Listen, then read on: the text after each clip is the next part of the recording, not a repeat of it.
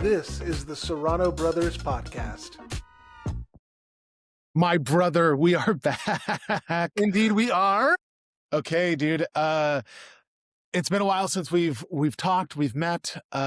Let's do like an update on what's going on with us, and then we can get into what we're gonna talk about with you. So I'll go first. Since November, I've actually started a new call-ish. I am now serving 2 congregations here in the Bay Area. So you're trying to be like me. That's I'm right. trying to be like, that's exactly right. Well, you were like a big guiding force in this for me, and part of what I see going on at Holy Trinity is, we're fine financially. We make our budget for the most part, every year, and there's always a little hand wringing, towards the end of the year, but people give, and you know, but I'm also noticing decline in membership, and people come and then people go, so that's um it's not like new people are not showing up. It's just not as much to offset, folks. Um, so I'm like, okay, I see the writing on the wall. 5 years from now, this might be a different situation. Um, I don't know if they're going to be able to afford full time. So some of the things that we've done in the past year is like, we have recitals. We've become a real hub for recitals in the area, for piano recitals. We have a nice piano here. The second thing is music school. We had come in, and we get income from that. And now it's me serving 2 churches, right? And I'm serving Holy Trinity, and also a church in Burlingame called Lutheran Church of the Good Shepherd. And they're a very small congregation. Average worship is about 14 on a Sunday, which is up from when I started there 7 months ago, because the average was 7 to 10. So, um, but they're a lovely group of people up there, and they want to keep on moving forward. And so we're just discerning what ministry is going to look like for them, or whether in the future, what does it look like to wrap up ministry there and leave a legacy. Right. One of the things that I think we have to do as clergy folks is make moves on our own. Right? Nobody's going to come in and do the things for us or see what we see in our own congregations, right? The synod office doesn't have the bandwidth to help struggling congregations, right? And so what I like about what you've done is you have seen where you're at now, which is pretty good, seen what it might look like in 5 years, and you're right now making moves in order so that both congregations can be around for at least a time, and you are able to have a full-time call. Right. And I'm a firm believer that the biggest investment that I can make, right, is in myself. Right. I am my own biggest investment. Right. And so the values that I hold is, I want to stay in the Bay Area. I like where I live. And for the foreseeable future, I want to be here. So, you know, how is it that I can do what I love, which is ministry, is serving the church, and do it in a sustainable way for myself? Right. And that is me helping stabilize the congregations on both churches, and financially stabilizing them. And you know, so that's what I've been doing. And that's how I think about it is, you know, not only am I helping stabilize them, but I'm stabilizing myself, right? Because I'm interested in serving in the first till the foreseeable future, this church, right? These churches, and being in the Bay Area. I love the Bay Area. And you're not So just sitting back and watching where your congregation might go, Holy Trinity, and going, "Oh, well, I'm there's nothing for me to do." You know what I mean? You're So in 5 years, I have to leave exactly. because I just know the writing's on the wall. Yeah, I don't wanna do that. And I don't think that's good for me or the congregation, and it's given us some new energy around, what sustainability looks like, so I think that's a big deal for us. Um, yeah, that's what's been going on with me, and, I think that's a really fun, you know Um, it's been good. One of the things I need to get on track though is a lot of it's because it's a stabilizing effort. I'm feeling like I'm running 2 nonprofit organizations, and the stuff that I love to do, you know, teaching, counseling, praying with people, worship, that, you know, uh, that I feel like I'm doing more administrative stuff. And so once that levels out, I'm going to be working on maybe getting an admin or trying to farm out some of the stuff because neither churches has an admin right now. So there is a curve to all of this, but I'm hoping for it to be, in the next year kind of even out. So, The way that I did that is I highly rely on my counsel for admin stuff.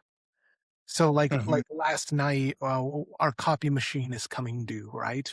And so we had a council meeting last night, and I said, "I don't have the bandwidth to deal with the copier company and what we need. I need somebody here to take that on."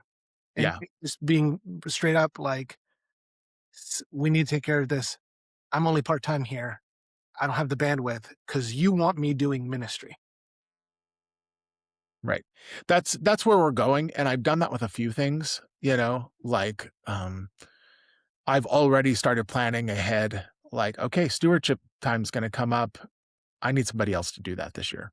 I need somebody else to be thinking about that, designing it, and then same thing with the annual report. I've kind of been the one to help put it together and been the hub for all of that. I said, I just don't want to, I don't want to do that because we get into Advent time, and not only are we dealing with all the um, extra stuff that we do during Advent, but then I'm also trying to figure out annual reports and end of year stuff, right? And so I'm like, okay, that needs to go for me. So I am doing some of it, but also more could be done to not have to do that. So we'll see. We'll see. I'm really excited about this. I really still, we're 7 months in this project, and I love it. And both congregations have been very gracious. They've been very flexible. Uh, it's been good. It's been real good. What about you, man? What's new with you? So over a year now, at both Good Shepherd and St. John's, and it's going really well. We're kind of over the initial like, how is this looking? How is this going to look for us? And I have a pretty regular schedule now. I stay Mondays and Fridays. I'm out at St. John's, and then Tuesday and Thursday I'm at Good Shepherd, and that's kind of where my base is for the ministries. But everybody's flexible, and so that's how it has to be. Is generally that's my schedule, but it changes, and everybody knows that, and so I've become much more mobile in how I do things, and people are relying more on my cell phone than calling the church office, which is I'm okay with. Um, and we have some exciting things coming up. Like at St. John's, we have stopped doing report-based council meetings. So we don't have people come and report anymore about anything. They send all of that via uh, uh, written reports beforehand. And then when we come together, we talk about action items of what needs to be done and where we're going in the future. And so it took me really, because of what happened here at Good Shepherd, it took me very long time to implement that kind of council meeting because I think it's the best way to do things. Like the report based model, it doesn't allow us to go anywhere, just reporting on what's being done. So we've really upped our view to a 30,000-foot view and where are we going, all that.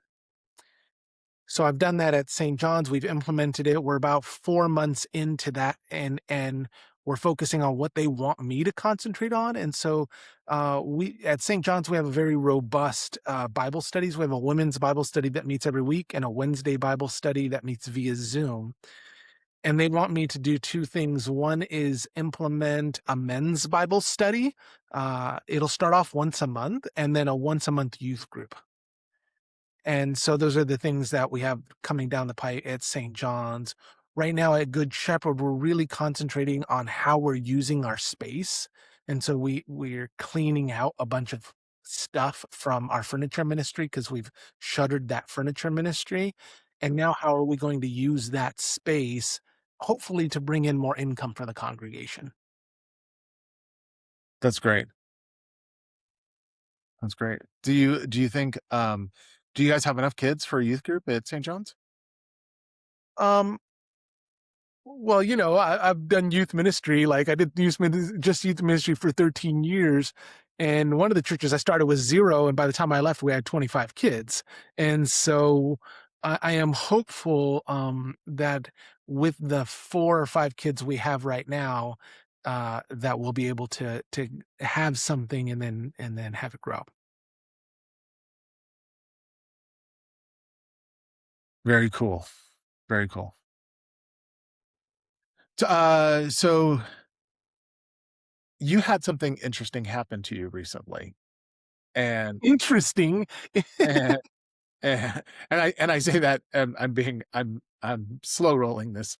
Uh, I mean, you had something really scary happen in your congregation and at over at Good Shepherd, and I think it would be valuable, for you to set the scene for us, where this happened, what happened, kind of what you were thinking about, um, and kind of the outcome of everything.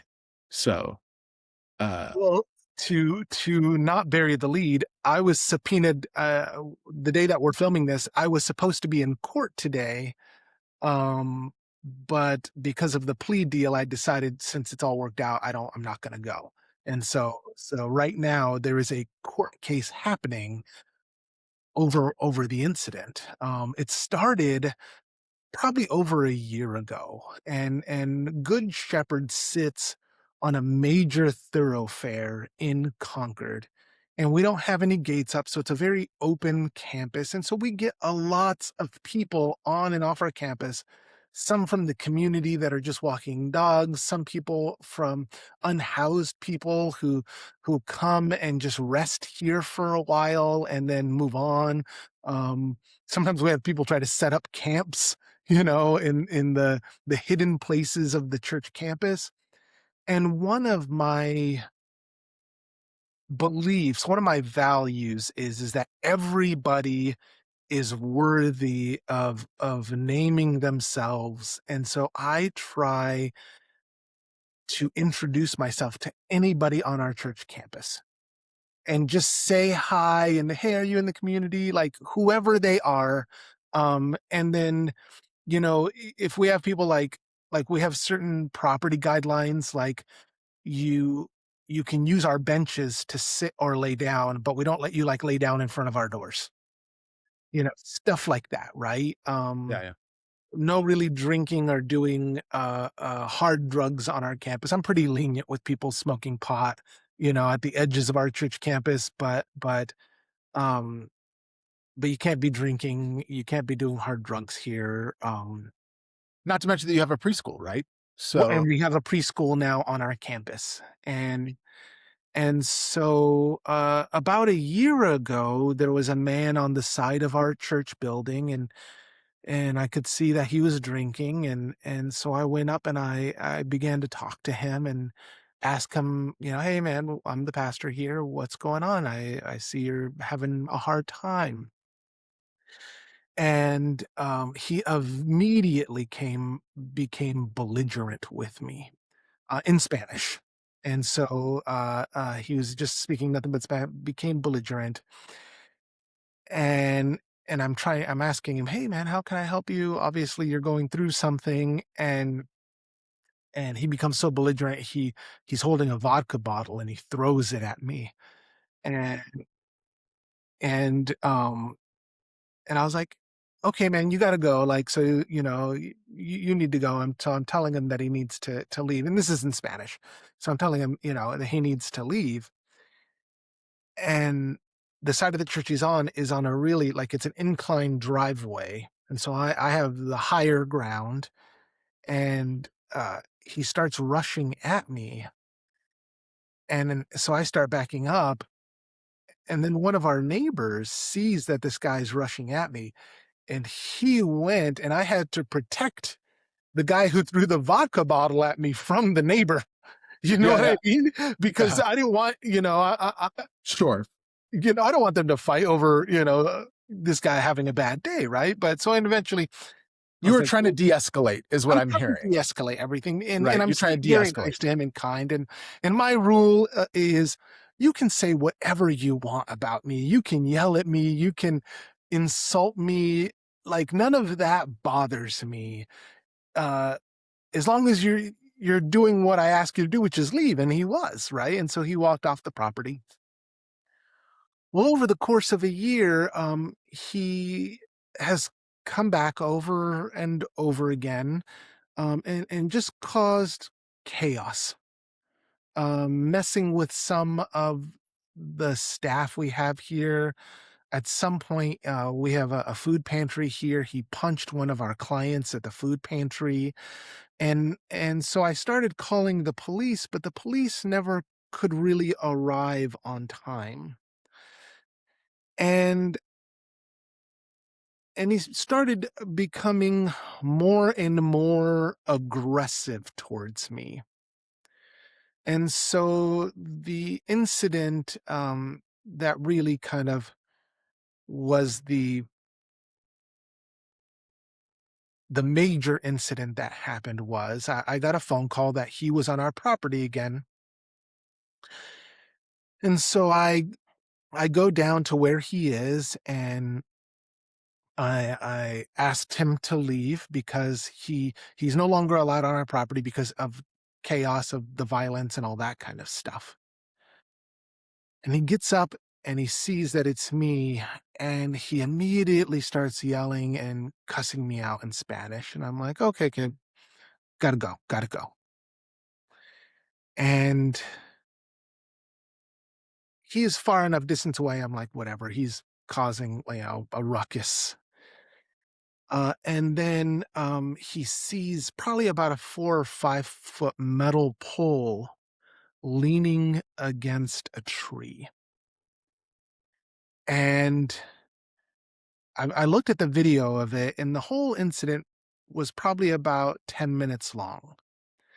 And so he took this pole, and then have you ever seen like a silverback gorilla um try to show dominance, where they're like pounding the ground and pounding trees? And so he's Yeah. taking this metal pole and he's pounding the ground with it and pounding the trees. And the whole time, he starts yelling at me, "Te quieres morir? Do you want to die?" Yeah, yeah. And he's far enough away from me where I don't feel any danger. I feel a heightened sense of, like, awareness, but I'm not in Right. any danger yet because it's all happening far enough away that I was still okay. And I'm still trying to de-escalate and de-escalate everything. And then something changes in his demeanor. It's no longer a general chaos that he's trying to cause. It becomes much more focused. Okay. And so I could see the switch from banging, banging, banging, banging, hitting, te quieres morir, like all of this stuff. And then he locks in on me. And I immediately go, "Oh, no." And so he starts coming at me with this pipe. And he has another 5 feet of extension because of Right. this thing, right? Yeah, this pipe or whatever So he he has. starts so I start backing up and and and I'm backing up and I'm backing up and I'm backing up. And he's now too close for me to take my eyes off of him, right? Because you and I both know how quickly people can move. And so I recognize that I have tunnel vision right now. I Right. what's going on. I know him. I'm backing up and I back up against a car. And I don't know where I am in space because he's too close. Yeah, because you are focused on this guy, And right? I'm focused on him and he's yelling, "Do you want to die?" Yeah. And Holy so crap, man, that's scary. I was truly in fear for my life, Josh. Yeah, Um, and I had two options at that point because he was so close. One was to close the distance and I had to fight him, because he was that close. But I had a handgun on me because I have a CCW, right? And you and I both know you don't want to wrestle with somebody when you have a gun on you.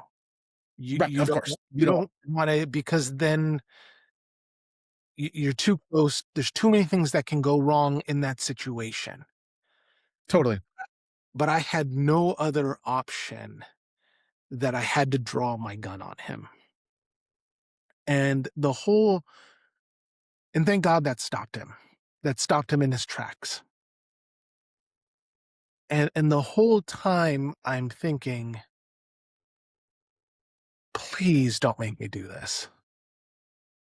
You know? Like, "Please, please. This is gonna change both of our lives." And so he stopped, and, and that was enough for him Disengage. to disengage. That's Ugh. a good word.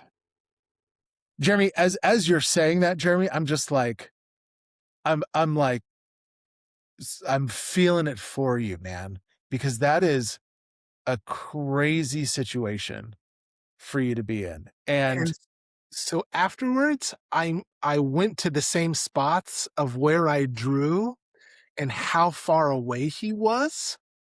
7 yards, well, that's nothing. 21 feet. Jeremy, that's nothing. And the 21-foot rule. Well, yeah, and the fact that he had a 5-foot pipe in his hand, you Right. know what I mean? Like, he only needs to do is walk a couple of feet, and he's in distance of you, right? Like, and you're already feeling stuck.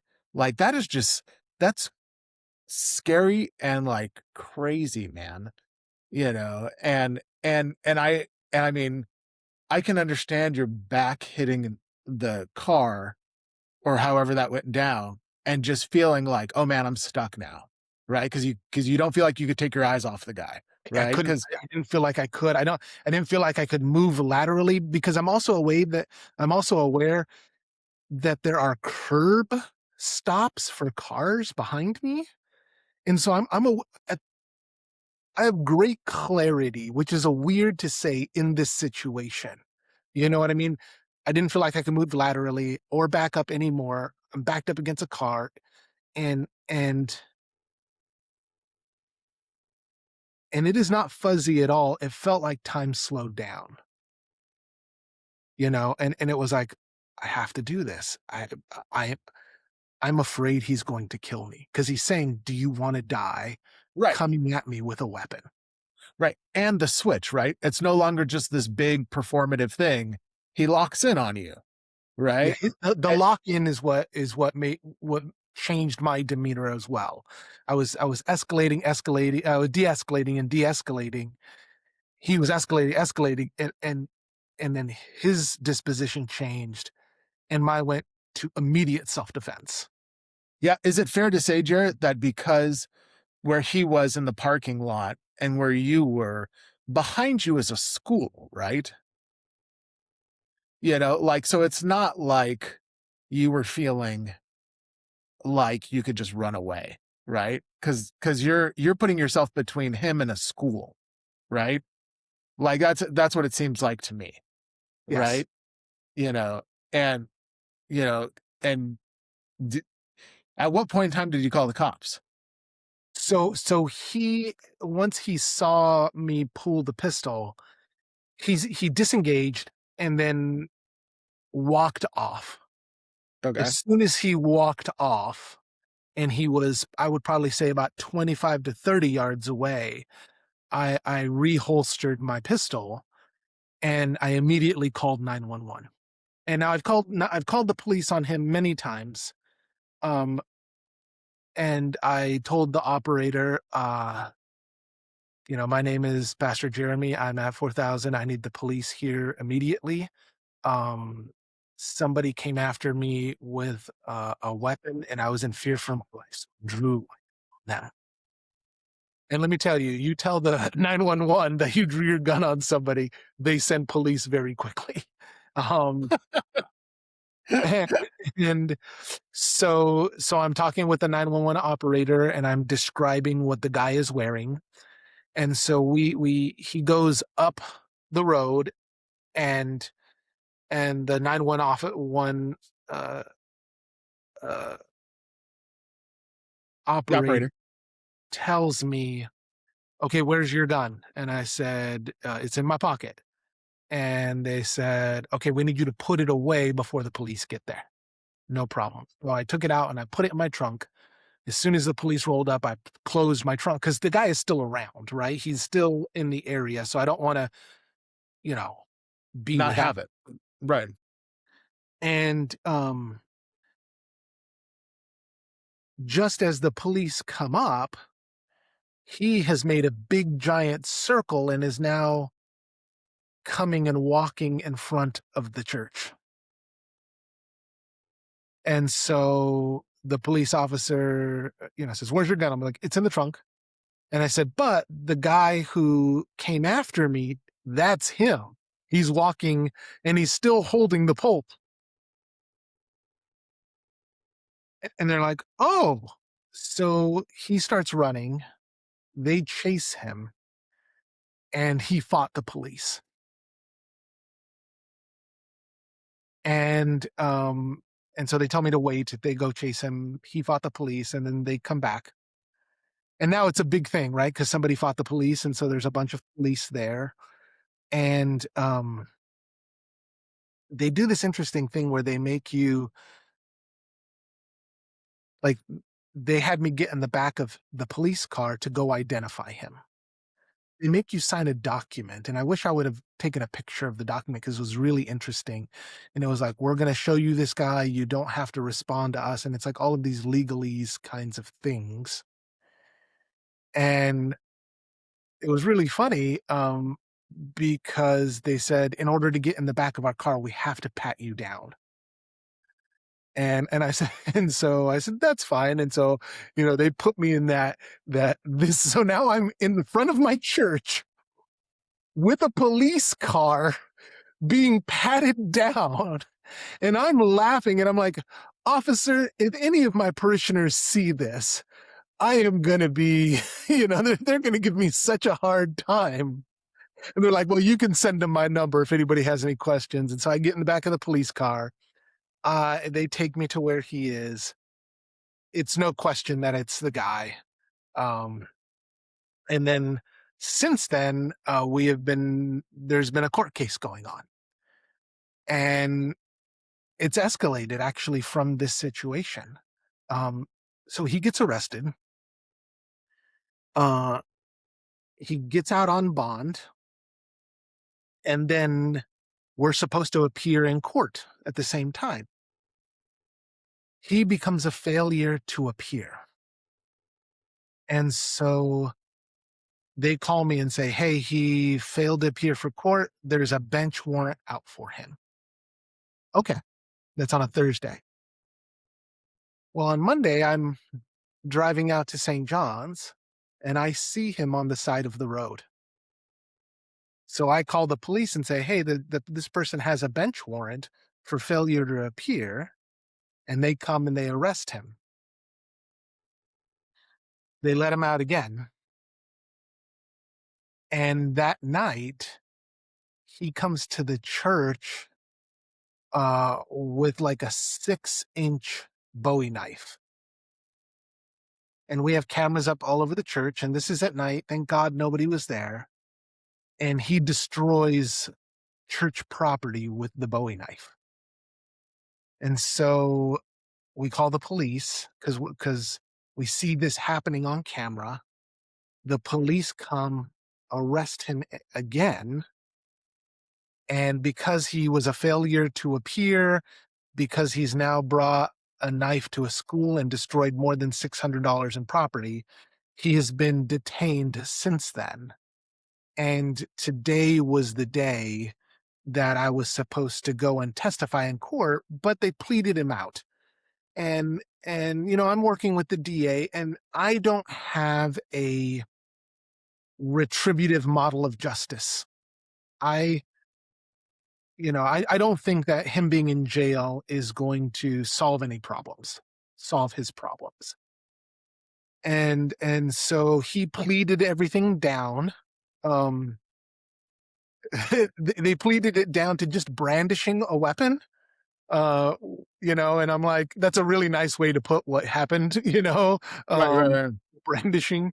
Um, but that's okay. And so he got a year in jail and then he will have 3 years of a court-ordered stay-away order, basically a restraining order on him. Yeah.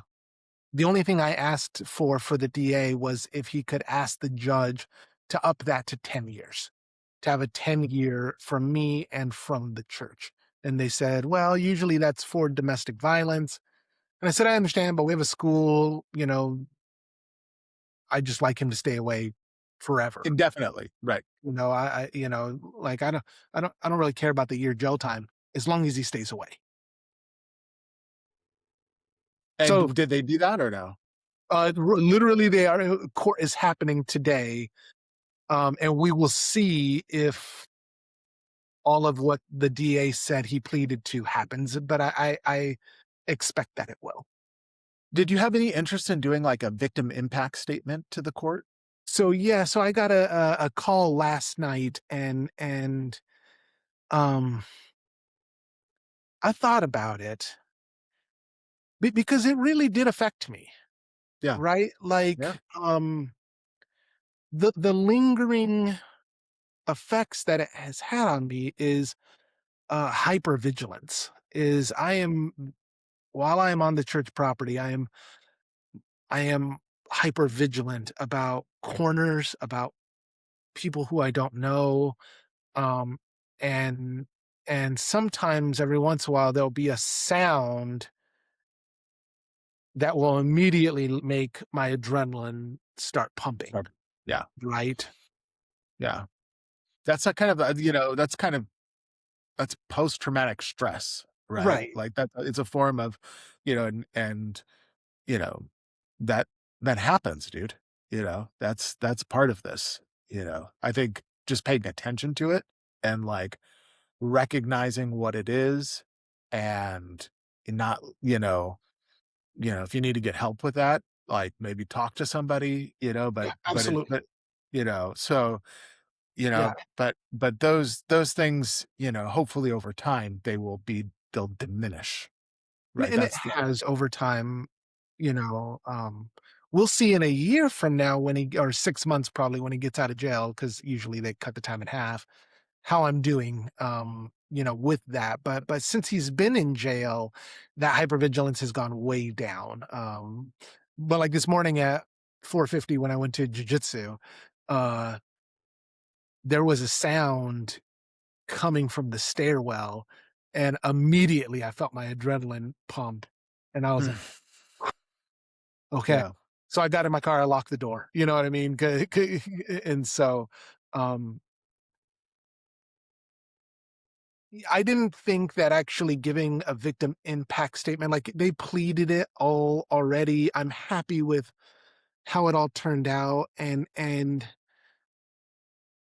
I I don't think it would have helped me with anything. It wouldn't have changed what's happening in the court, and I don't really need to have the last word, and so I decided not to write a victim impact statement or to give a victim impact statement. Yeah. Yeah. I mean, that's yeah. You know, I'm not totally ready to talk about what happened with me and stuff, but I will be. But, I will say that that kind of post-traumatic stress, it's been over 5 years since my incident, and I still have stuff come up, you know? I still have sometimes hypervigilance if there's a sound, if, like, I'll start, if I see a certain person, like a certain body type of a person, uh, it'll induce kind of that adrenaline response in me, and I'm just like and what's really weird about it is it's like, I know mentally what's happening, Yep. right? But my body just reacts, Mhm. and I'm going and it's like, wow, I can't believe, like, why is my body reacting in such a weird way when I know that I'm safe right now, but it kind of lives there, so anyways, well, I don't want to talk about it in much more than that, but So so yeah, So let me just change lanes a little bit with this. You know what this made me recognize is I'm much more careful about words now, right?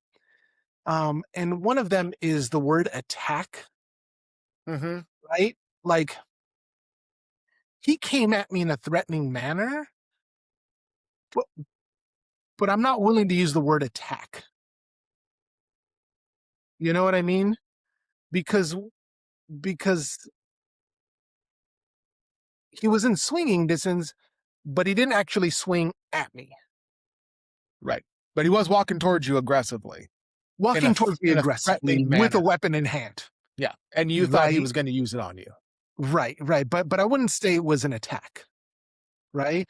But also how I use the word violence.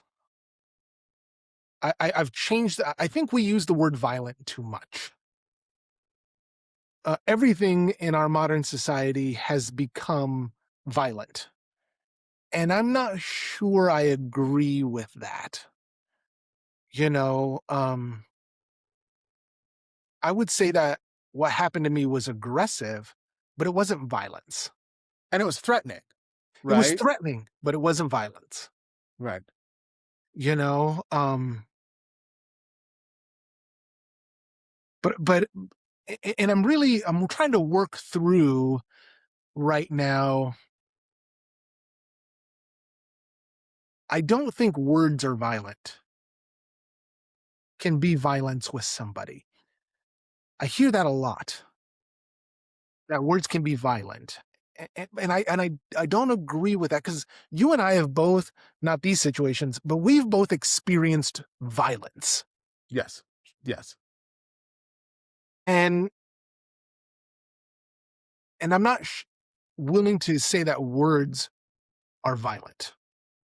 Yeah, I But I'm mean, still working that. Do you have any thoughts on that? yeah,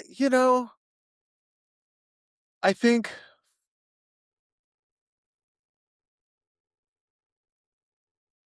yeah, I wonder about it, right? Because words can be aggressive, words can be threatening, words can be, um, Hurtful? hurtful, they can be they can be all kinds of things, um, but yeah, I mean, maybe they're not violent. I don't know that I use, you know I don't know that I've ever used the thought that words are violent, you know? And so I if you're listening to this and yeah. you'd use violence for words, maybe in the comments wherever you're at, well, because we'll see it, let us know how words can be violent and how you're defining violence.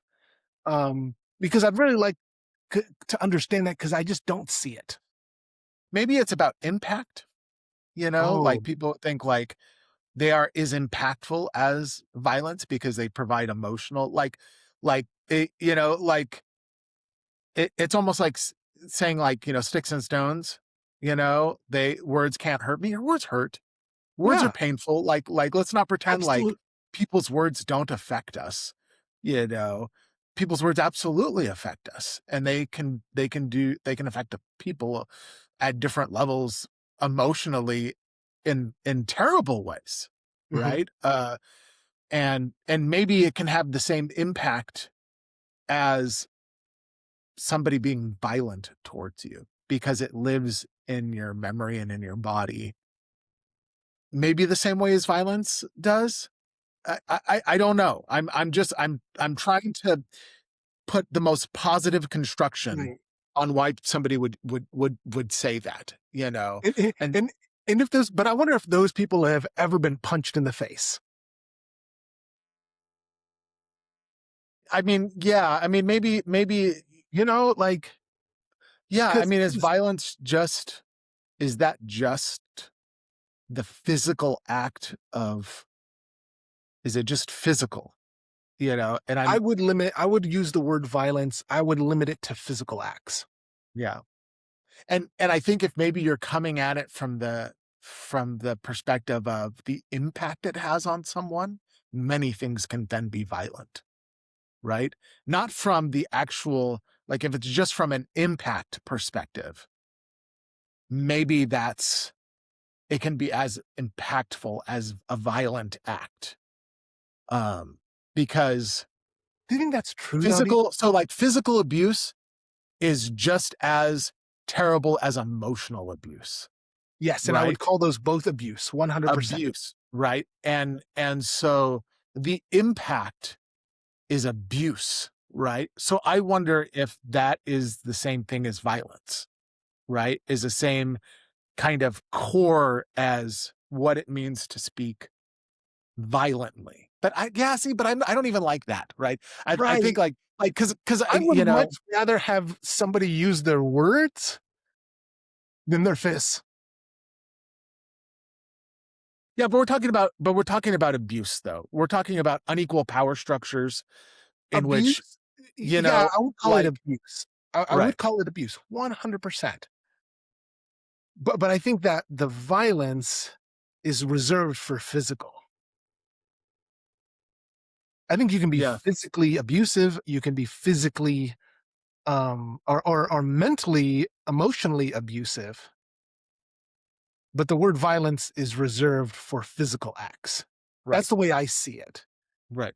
And I think I just disagree, and I haven't heard any really good explanation of how words can reach that level. Yeah, maybe and again, maybe that's just the impact portion. It is as impactful as violence for some people. Um, I don't know. Like, I hesitate to use the word violence in that way, Jeremy. You know me, I hesitate that. But I'm trying to imagine it from from somebody else's point of view that would advocate for this, you know. And it does. I'm not comfortable saying words are violent. You know, I that's not how I speak. That's not how I think about things or would construct them. But I do think there are other words that are just as like people are emotionally abusive. People are can threaten with their words, and that can feel that the impact on people can maybe just be as impactful as a violent act, right?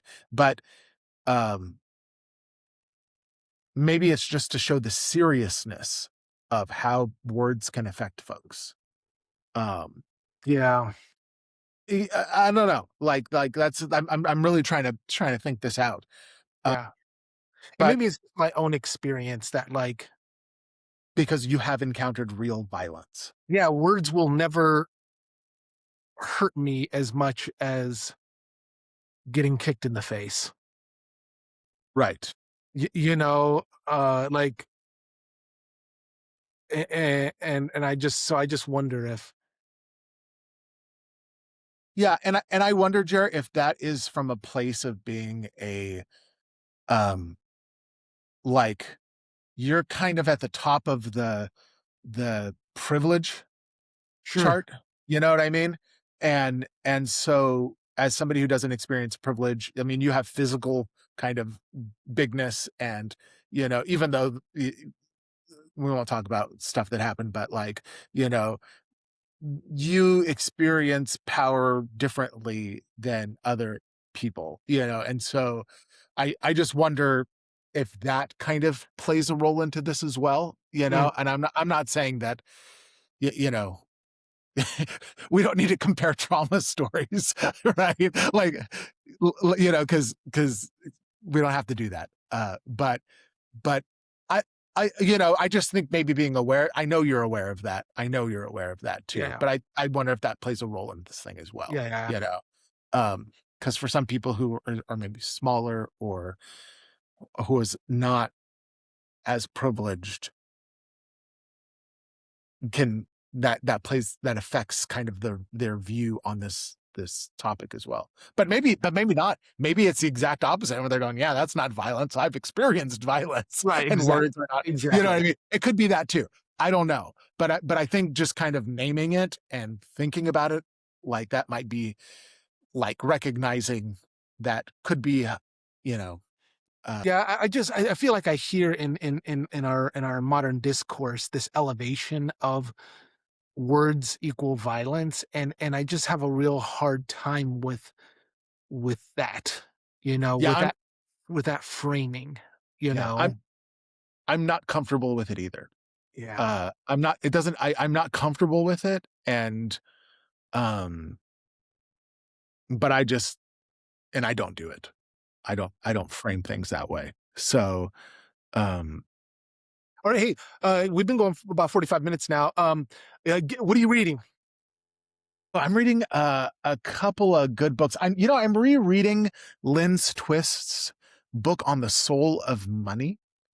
Yes. Uh I'm rereading that book. I just finished another book called The Psychology of Money. I'm at a place right now, Jeremy, where I want to be more comfortable having a coherent worldview about money in general and kind of how to teach people about it. And what really started this journey for me, Jer, was rereading Luther's Large Catechism, and especially around the first commandment, which is you shall have no other gods, right? And so that has got me down this road of what do I believe about money and how it and whether I serve it or does it serve me.